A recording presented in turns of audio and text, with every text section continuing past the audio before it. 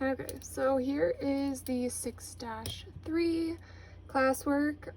My mom quit letting me use her desk, so I'm gonna do my best to hold the camera steadily so that I can go over these problems. The first one, because I started filling it out and then I realized it wasn't recording. So the first one is the most important. So the essential question, what are the relationships of the sides, angles, and diagonals of a parallelogram? So in a parallelogram, opposite sides are congruent, consecutive angles are supplementary, opposite angles are congruent, and the diagonals bisect each other. So all of that, I think we're not doing number 2. So to summarize, if you have a parallelogram, so opposite sides, so this side up here, that side down there, opposite sides are congruent, so this side and that side are congruent. The consecutive angles are supplementary, so consecutive means in a row, so this angle right here, so that angle and the angle over here, those two supplementary means adds up to 180. So if I labeled that A and B, A plus B would be equal to 180 degrees. Same thing with the ones on top, so this angle and that angle, so C and D. So C plus D would also be equal to 180. So that's supplementary. Opposite angles are congruent. So the ones that are opposite each other on your parallelogram, those are the same. So you can put the double arcs, single arcs, so these ones are also the same. And the diagonals bisect each other, so I kind of don't have any more room to write on that one, but just know that the diagonals of a parallelogram, they cut each other in half, because that's what it means to bisect. So moving on, number 3, if you knew the length of DF, so that diagonal, in this parallelogram, how would you find the length of DK? So that segment right there. So we just said in the last statement the diagonals bisect each other. So if they bisect each other, that means they cut each other in half. So right there, that's like the midpoint of both of those diagonals. That means it cuts them in half. So DK is 1/2 of DF because of that theorem. And in your notes, the parallelogram theorems start with 6-7. So I think the one that has the, yes, this one right here has them bisecting each other. So you can see that. So that means that they cut each other in half. If you have a shape that has the diagonals cutting each other in half, then that means that it is a parallelogram. Moving on. So I don't think a lot of these questions are too hard. I didn't like number 6, so we can just skip that one. I don't think it was that great of a question. So it says that we're using parallelogram ABCD to find each length. It says that DE is x plus 2. I thought that that was confusing because it's kind of labeled as x plus 1, but maybe they mean the whole diagonal on that one. I don't know, but we can just, I don't think we need to use that anyways. For this problem, they want to know what BC is. So we know that our opposite sides are congruent in a parallelogram. So if opposite sides are congruent, then we can just set those two sides equal to each other. So 3x minus 2 has to be equal to x plus 4. So then you just solve for x. So minus x on that side, minus it on that side, so 2x. And then we're gonna add 2 to that side, add 2 to that side, so 2 x equals 6, divide both sides by 2, so you have x equals 3. So whenever you have x equals 3, they want to know what BC is. Plug that into there, 3. So 3 times 3 minus 2 ends up being, so that's 9 minus 2, that's 7. So the length of BC is 7, so then AD is also 7, and we're going to skip number 6. So for number 7, it says use this parallelogram to find each angle measure. So they want to know the measure of WXY, so this one right there, and this one you don't have to do any calculations because we said that opposite angles are congruent in a parallelogram. So if that one's 99, then that one has to be 99 degrees as well. For measurement of angle XYZ, so this requires a little bit of calculation. So if we know that this one is 99 degrees and that one's 99, then we can just label both of these as X because these are going to be the same, and we can do, well, actually, we can actually do less work than that because in parallelograms we know that angles that are next to each other are supplementary. So 99 plus whatever that angle is, so 99 plus X has to be equal to 180. So that's actually a little bit less work than the ones that we had to do with the trapezoids. So subtract 99, subtract 99. That angle is 81 degrees, so the 81. So a little bit less work than before because we know that angles that are consecutive are supplementary. For this one right here, it says find each length, so they want to know what EJ is. Well, that's nice and easy because the diagonals bisect each other. So if this is 5, then that has to be 5 as well. So no work there. For FH, so this whole diagonal right there. So if half of it is 4, then this half would have to be 4. So the whole thing would be 8 units long. So not too bad. And for this one, use this parallelogram to find each angle measure. So they want to know what NPQ is. So this angle right there, that's the one that they want to know.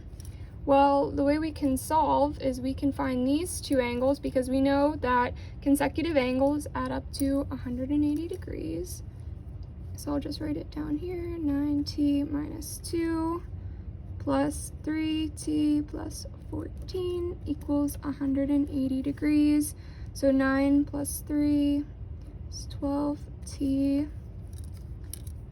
plus 12 equals 180 minus 12 on this side minus 12 on that side. So 12t ends up being 168 divided by 12 divided by 12. So t is, you can see, 14. It's really hard to hold the camera and write at the same time. Hopefully it's not too shaky. Okay, so if t is 14, then we can plug it into both of those and find out what those angle measures are. So if we want to know what this one is first, then we'll plug in for that one because we know that opposite angles are congruent. So 3 times 14 plus 14 equals 56 degrees. And for measurement of PQM, so that's this one down there, it's going to be congruent to that one. So 9 times 14 minus 2 equals 124 degrees. So that is all you have to do for these ones. I think these problems are a little bit easier than some of the other ones that we've had to do. I think the theorems are pretty easy, but this essential question, super important. That gives you basically everything you need to know to answer all of these questions. So if you can memorize this, you are good to go. All right. So these ones that you were to complete on your own. So what are the values of A and B and DE in the parallelogram ABCD? So this one is not a lot of work, but you just need to know intuitively that side AD, the whole thing, is 24 because these two sides are congruent to each other. So if we want to know what this little segment DE is, we know that segment DE plus AE is 19. That has to be equal to 24 because these sides are congruent. So DE is just, I forgot to flip to the next side on my key. So DE is just 5 units. And they also want to know what AB is. Well, opposite sides are congruent, so if this side is 13, then that side has to be 13 as well. So that one should have been nice and easy. So if this is a parallelogram, what is the measurement of angle F? Well, we know that opposite angles are congruent. So y plus 35 has to be equal to 2y minus 47. And subtract y plus 47 plus 47. You should get y. And I know you can do those in multiple steps. I just, for the sake of easiness, it's just easier to write them for me in one. So y is 82. So if we want to know what F is, we know that this angle plus F has to be equal to 180. So if we find G first, so 2 times 82 minus 47, that ends up being, I didn't plug it into my calculator yet. 2 times 82 minus 47 is 117. So if this is 117, then 180 minus 117 will be angle F, because angle F plus 117 has to be equal to 180 degrees because they are supplementary. So the measurement of angle F ends up being 63 degrees. So there is that answer. All right, so now they want to know what NQ is. I didn't really like this problem because I think there's two different ways to solve it, but the one didn't seem to work correctly with the numbers that they gave, so it's whatever. So what is, they want to know this whole side right here. So if this is 2x, then that has to be 2x as well. But the only way we can solve for x is by finding this one. And we know that since diagonals bisect each other in a parallelogram, that this has to be equal to that. So x plus 6 has to be equal to 10. So x is 4 in this case. So if x is 4 and we want to know what NQ is, we have 2x. So 2 times x, which is 4, plus 2 is 4 equals, so that's 8, that's 16. That's the whole length of NQ. So not too bad. This one might have been a little bit tricky to think about, but just know that opposite angles still are congruent. So if that's 125, we have two separate parallelograms here. So if this is 125, then that means this is 125 degrees. And if that's 40, then this one down here is also 40. So now we just need to know these two angles, and we know that angles that are next to each other, consecutive angles, are supplementary. So 180 minus 125 is 55. So if this is 55 degrees, then that has to be 55 degrees. And they want to know what's the measure of the point at the bottom. So that would just be 40 plus 55, which is 95 degrees total. Not too bad. This one, definitely the hardest, because you have to take it piece by piece, because they gave us 3 different variables. So I solved for A first, and then I solved for B, and then I was able to solve for C, because we want to know the perimeter. So these two are equal, so 12 minus C, this one down here also has to be 12 minus C, because they are congruent. So the first one, yeah, I definitely solved for A first. Okay, so we know that this whole length is the same thing as this length right here. So this is 3, then that has to be 3.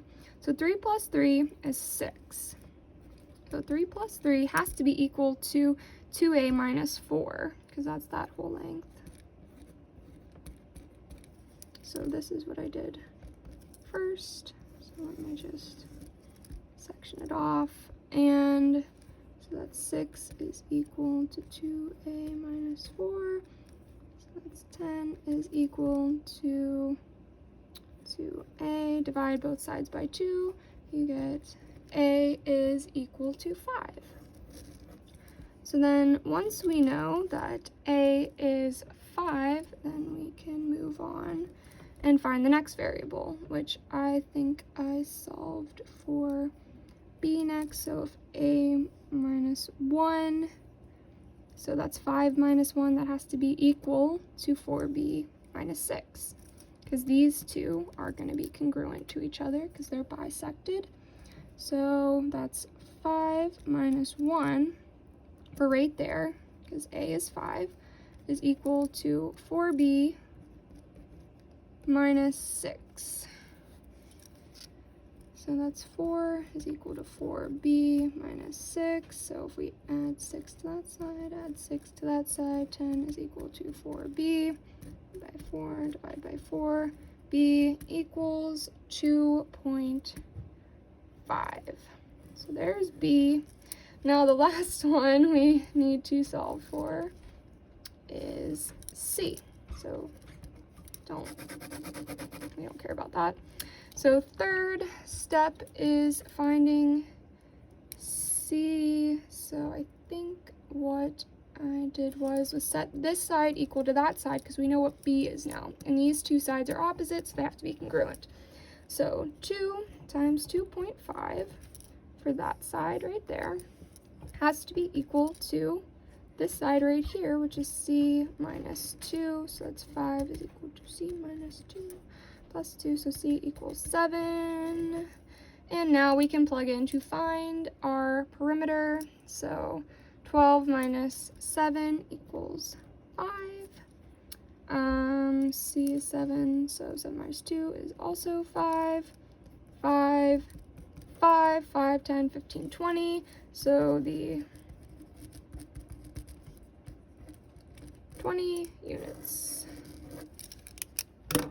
So yeah, definitely the hardest problem, a lot of steps, but just take it one piece of information at a time.